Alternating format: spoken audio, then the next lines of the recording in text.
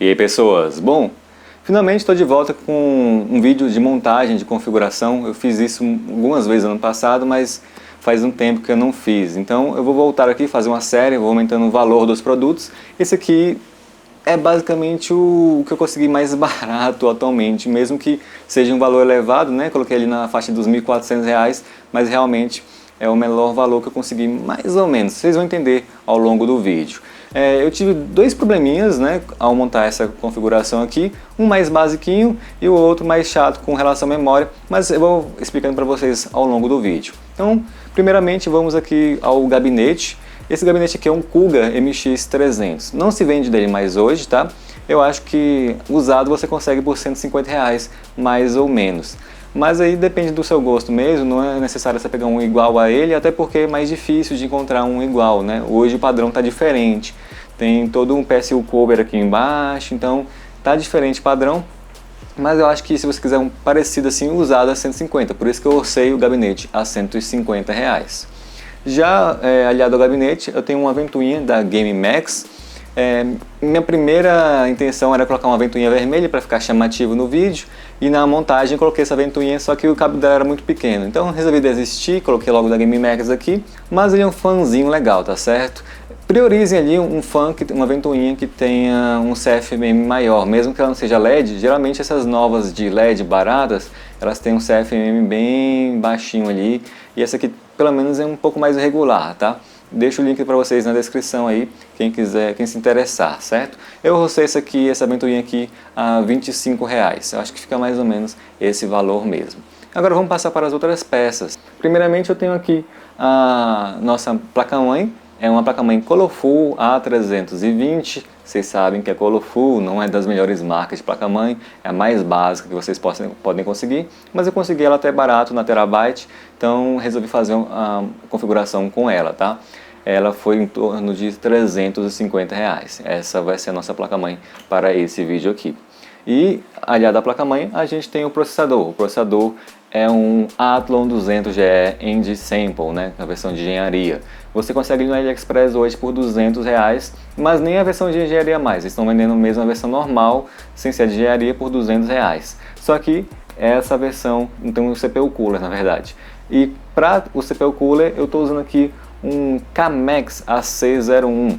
Esse CPU Cooler é um pouco caro, R$100 mais ou menos. Para esse processador aqui não é necessário um CPU Cooler tão caro assim, tá?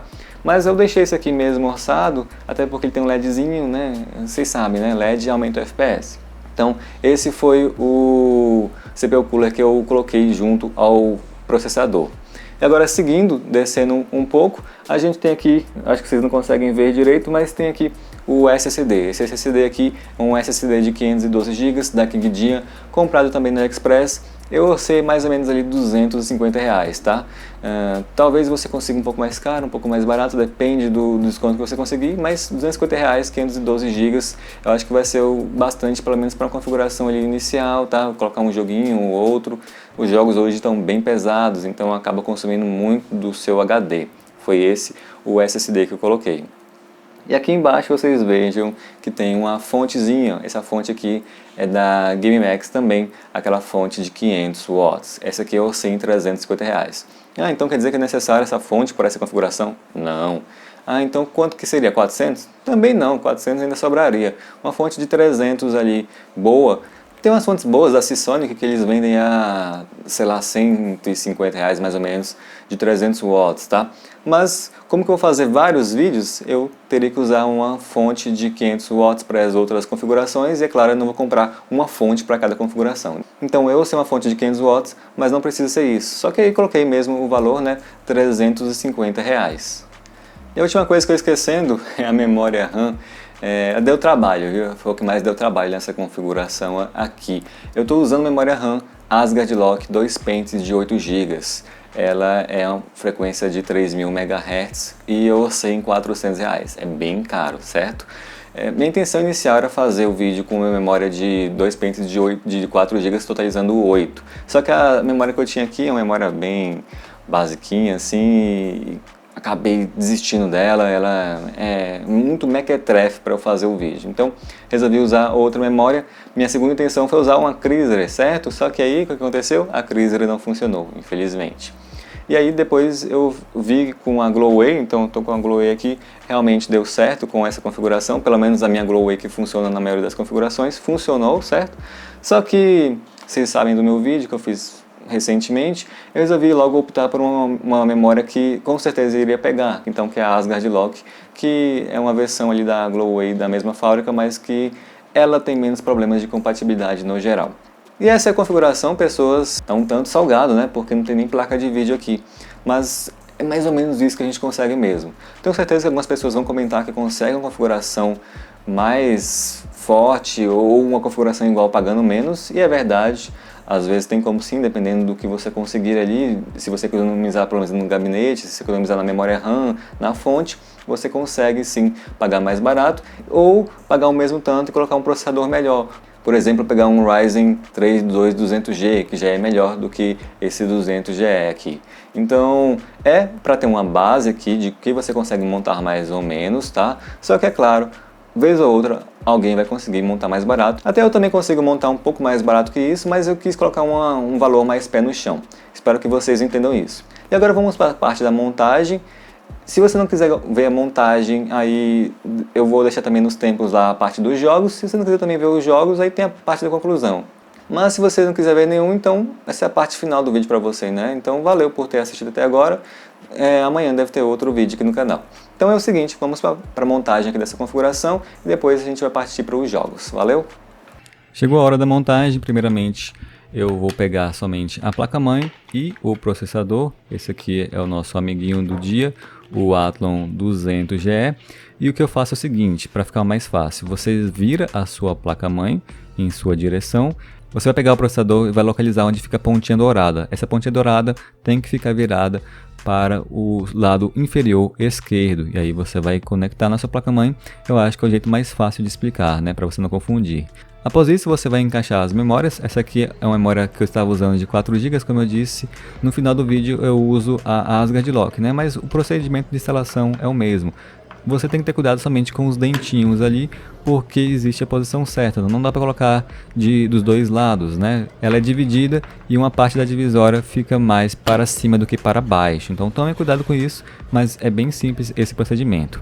Agora vamos passar para a parte aqui da pasta térmica. Essa aqui é a parte polêmica, né?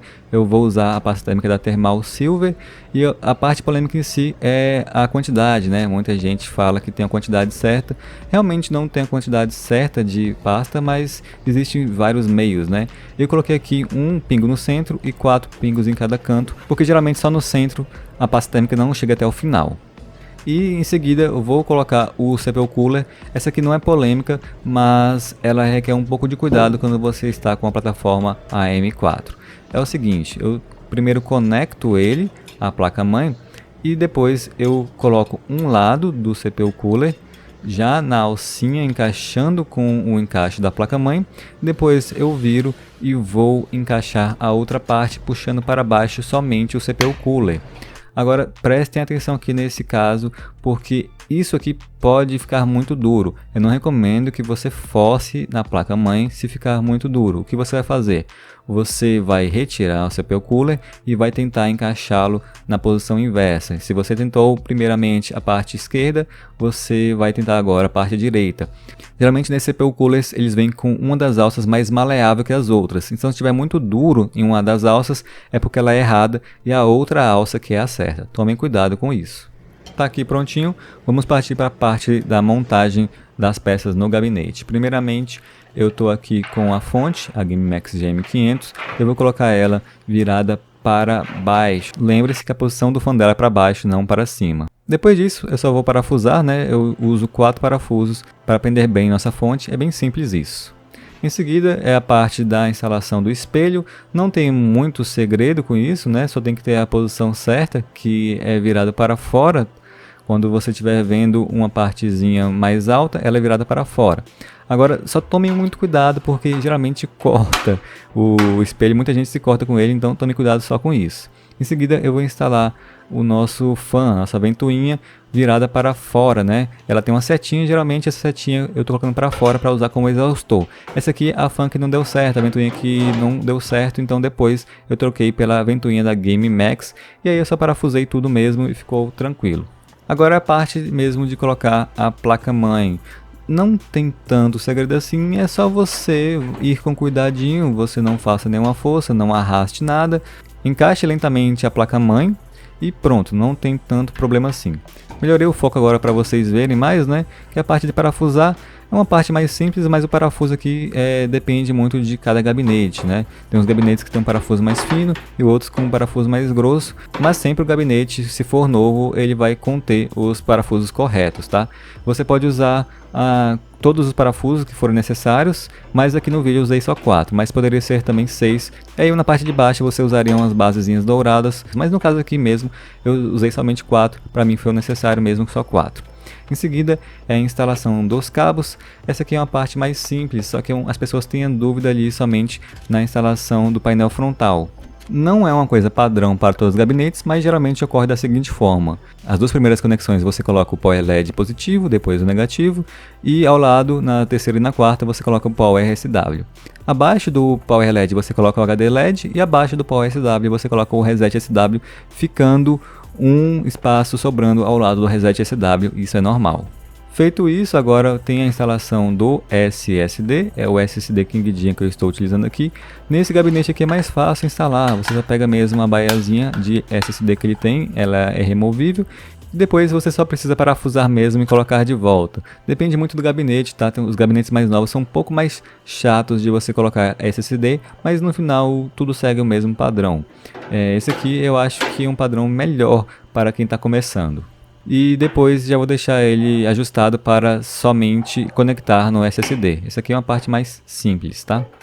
Essa parte aqui já não é complexa nem nada, é uma parte somente mais chata, que é a parte onde a gente passa os cabos para trás, né? Os cabos da fonte. Esse gabinete aqui, ele é um pouco mais chato em relação a isso, porque ele não permite assim um cable management tão bom quanto os novos gabinetes, né? Mas ainda assim fica legal, tá? Só não fica perfeito. E aqui é a outra parte lateral do gabinete. Eu geralmente falo a traseira do gabinete, né? Mas a traseira realmente é a parte onde fica conectado tudo, né? Só que eu chamo de parte de trás. Enfim, já mudei aqui minha ventoinha, coloquei agora da Game Max e ela é instalada via Molex. Então esse Molex aqui vai ser o mesmo Molex que vai estar na sua fonte, né? E você vai conectar um ao outro. E algumas pessoas não sabem, mas você pode ir conectando Molex em Molex. Então você pode ir conectando um Molex atrás do outro sem problemas nenhum, tá? Eu uso aqui em casa 4 conectados juntos. Tá feito agora, só vou fechar o gabinete mesmo. Não vou prender os cabos, tá? Porque eu vou retirar para fazer o vídeo de outra configuração também. E agora eu só volto mesmo para a parte da frente para conectar o cabo de 24 pinos da placa-mãe. O cabo do processador eu já tinha conectado antes, só que eu acho que não deu para ver direito na parte lá que eu estava fazendo o KO Management, né? Mas naquela parte lá eu também conectei o cabo do processador. E ficou dessa forma aí, acho que ficou legal, né? Não tá perfeito não, mas tá legal. Estou retirando o zoom aqui para vocês verem mais ou menos como que ficou. Então eu coloquei, vejam que ficaram os cabos ali na parte de baixo, né? Eles estão meio que à vista, né? É porque eu realmente não prendi os cabos nem nada, mas não vou fazer isso porque já eu vou ter que mudar as configurações e fazer outro vídeo, então dá muito trabalho. Não é nenhuma montagem profissional de computador ou algo do tipo. Agora mesmo eu só fecho o gabinete e está pronto aqui. A gente vai para a parte dos testes agora.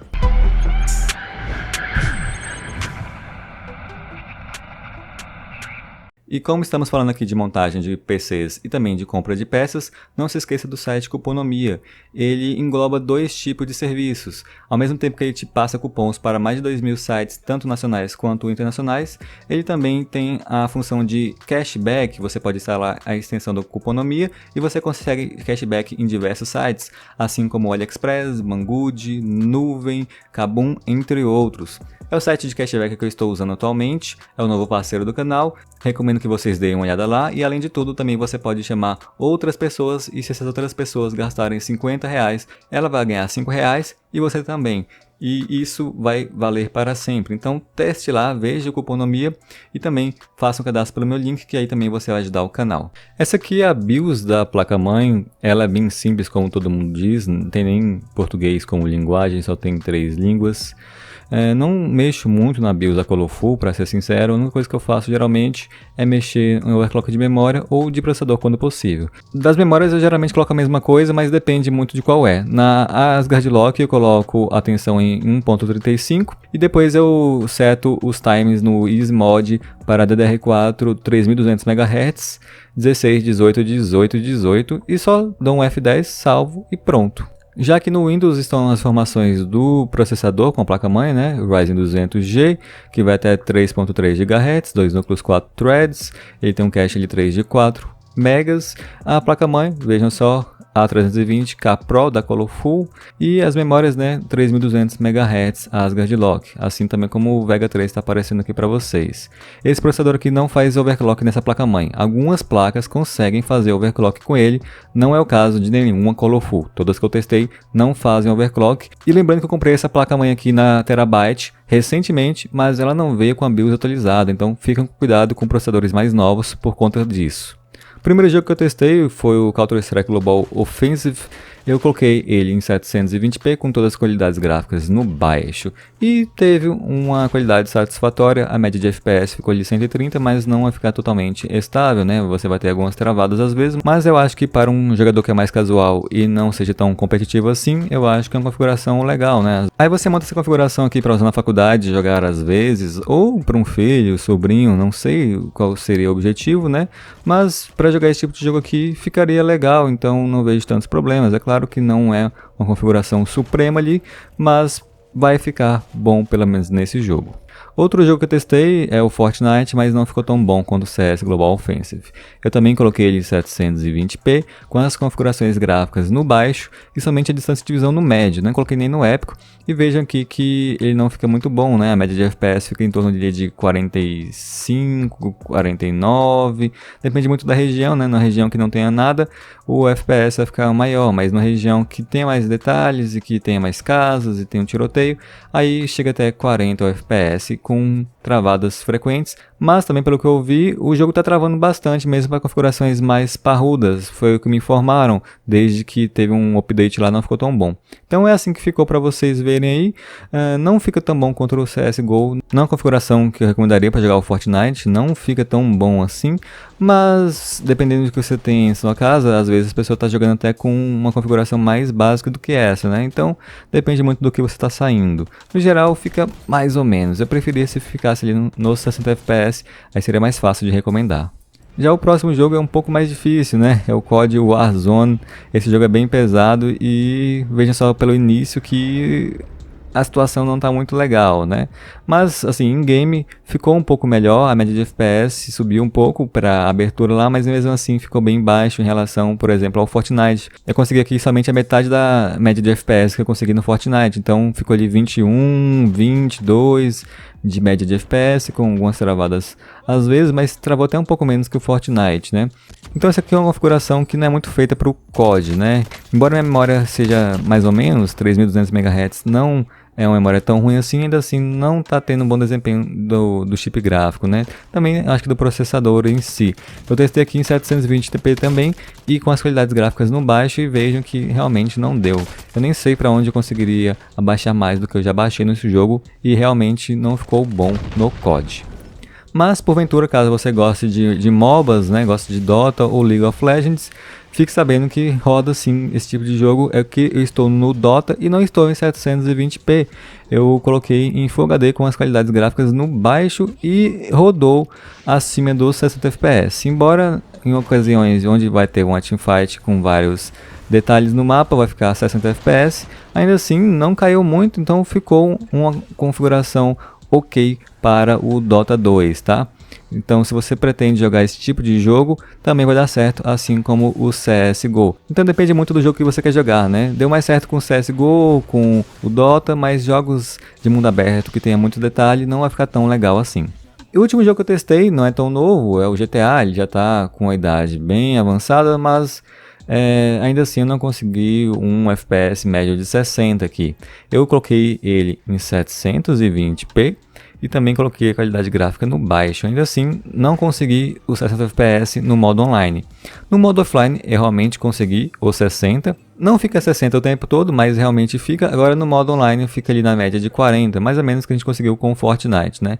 É isso que você vai conseguir também no GTA. Só que eu acho que fica mais estável o GTA do que o Fortnite. Fica mais fluido, talvez, depende da engine, né, de cada jogo. Eu acho que no GTA tá tranquilo de jogar mesmo que não esteja aos 60 FPS. Então não passou com louvores, mas passou. E se pessoas, esse foi o vídeo de hoje, eu espero que tenha ficado interessante. Ainda pretendo fazer algumas mudanças, talvez colocar mais jogos, menos tempo para montagem, não sei, vou ver como vai sair o vídeo. No geral, né, uma configuração bem básica, serve para jogar jogos mais leves, jogos mais antigos, os jogos mais novos ela realmente vai penar. Infelizmente, com a pandemia e com a alta do dólar, tá muito difícil encontrar coisa barata, mesmo sendo antiga. Foi a configuração mais basiquinha que eu consegui montar na faixa dos 1000, ainda assim ficou um pouco mais de 1000, só que foi realmente o que eu consegui montar. Eu não tenho objetivo de competição aqui, então não quero competir quem é que monta o PC melhor por menor preço, não é meu objetivo. Meu objetivo aqui é montar um PC que qualquer um conseguiria montar, e eu realmente acho que com esse valor aqui você conseguiria montar algo parecido ou um pouco superior, né? Se você puder pegar aquele Ryzen 3 2200G, vai ser uma boa. Se não, esse é ok, mas realmente vai ficar devendo em alguns cenários. Agora, sobre as memórias. Meu plano principal era fazer um vídeo com 8 GB, acabei desistindo e aí coloquei da Chrysler e acabei descobrindo que não deu certo com a 320. Ela funciona em outras máquinas, até eu estava usando essa memória aqui para editar meus vídeos com o Ryzen 5 1600AF, só que aparentemente não funciona na 320 com o 200GR, então realmente não dá certo. Eu testei com a Gloway que funciona aqui em casa e funcionou, tá? Então pode ser que funcione para você. Como eu havia dito no começo do vídeo, eu tinha algumas coisas para falar sobre essas memórias. Já tem um vídeo aqui falando que eu não recomendo muito a Gloway barata, algumas pessoas confundiram também. Existem duas Gloway, né? Barata e a cara. Eu não recomendo muito a baratinha, aquela que é preta e branca, igual essa aqui, porque ela pode ter uma certa incompatibilidade. E naquele vídeo também eu falei que a Chrysler podia ser um pouco melhor, visto que tem menos relatos, né? Mas infelizmente para esse tipo de configuração aqui também não dá certo a Chrysler. Então também não iria colocar um vídeo com a Gloway para recomendar para vocês e você comprar acabada do problema, mas também não vou poder recomendar a Chrysler para esse tipo de configuração. Então naquele vídeo que eu fiz anteriormente, o que eu vou fazer é adicionar ali um comentário e falar que você tem que ficar com cuidado ao colocar uma Chrysler num gráfico integrado, e às vezes eu posso até cortar uma parte do vídeo, afinal eu falei que a Chrysler tinha incompatibilidade, mas eu não deixei certo qual o tipo de incompatibilidade, né? Realmente ela tem incompatibilidade com alguns gráficos integrados nas AS320. Eu posso fazer um vídeo depois testando nas placas que eu tenho aqui, com as configurações que eu tenho aqui para ver qual que vai funcionar, qual que não vai funcionar com a Chrysler, mas isso é para outro vídeo. Então eu não vou recomendar só por isso a Gloway, porque ela funcionou nesse caso, porque em outros ela pode não funcionar. Se você for ver na página dos vendedores do AliExpress, você vai ver que eles estão colocando algumas coisinhas lá, algumas observaçõezinhas. Não usar com gráfico integrado, não usar com tal geração. Às vezes eles falam até para você não usar Dual Channel, alguma coisa assim. Vejam lá, eu vou deixar até uma imagenzinha aqui. Realmente eles até aconselham que você não compre se você tiver um certo tipo de configuração. Então, assim como eles, também não posso recomendar para você, porque às vezes você está querendo comprar algo muito barato e acaba não funcionando, tá? Eu sei que muitas pessoas compram e dá certo, outras pessoas compram e não dá certo. Então eu prefiro não recomendar uma coisa para quando a pessoa chegar em casa ela ter decepção e aí ela vai falar que o cara lá do YouTube que recomendou errado. Então eu prefiro não recomendar agora nenhuma das duas, no caso, né? E eu acho que é melhor recomendar para vocês então que vocês comprem uma coisinha mais cara, que infelizmente vai gastar mais dinheiro, mas vai ter mais certeza. Então comprem a Gloway, olha só, comprem a Gloway, que é mais cara, que ela tem menos relatos. Comprem a Asgard Lock, embora agora a Asgard Lock esteja sendo menos vendida, né, mas ainda tem algumas delas no AliExpress. E também tem novas, né, tem da PC Cooler, que tinha me avisado, tem a Data. Essas duas parece que estão vindo aí sem nenhum problema, então vejam essas também, tá? Talvez eu pegue uma PC Cooler, eu peguei uma Adata, até mais barato que os 400 que eu falei no vídeo, então pode ser que valha mais a pena do que você pegar aqui e às vezes a diferença é de 30, 40 reais. Então é 30, 40 reais que vai te livrar de uma dor de cabeça, tá? Então essa é a recomendação que eu faço para vocês. E é isso, eu vou ficando por aqui, espero que vocês tenham gostado do vídeo, nos vemos na próxima. Valeu, falou e tchau!